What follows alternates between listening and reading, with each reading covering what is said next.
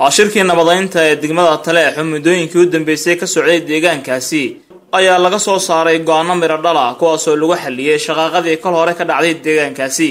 waxaana guddi culimo oo kala duwan oo loo saaray go'aanka gaarida shaqaqooyinka soo noqnoqday oo ka taagnaa degmada Taleex ay ku xukumeen madaxweyne ku-xigeenkii hore ee Puntland General Cabdisamed Cali Shire iyo ciidankiisu inay lahaayeen mas'uuliyadda dhacdadii 28kii bishii Koonfurnaad ee 2013 ee ka dhacday deegaankaasi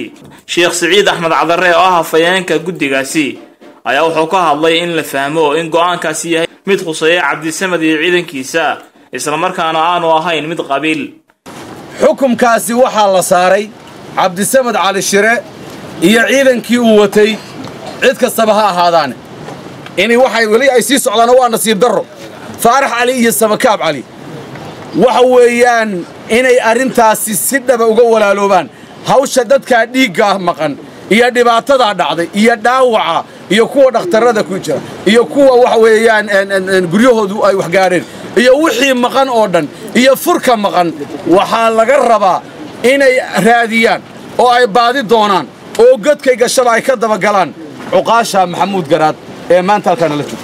gudoomiyaha guddiga nabadaynta Khadar Cali Jaamac ayaa dhankiisa sheegay in la dhameyn doono waxyaabaha ka baxsan isla markaana loo saari doono guddi cuqaal iyo wax garada madina waa u joogan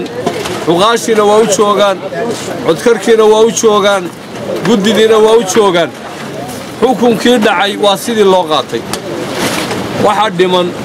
dhiman waxay u taallaa cuqaashan hadda halka tuban inay ka fadhiistaan oo wixii madmadow ku jiro la bayaamiyo haddii la yiraahdo shirkaasi ayaa lagu soo guuleeyay ducooyin waano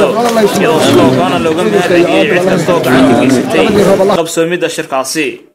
Cabdiraxmaan Cali Ducaale Home Cable TV Laascaanood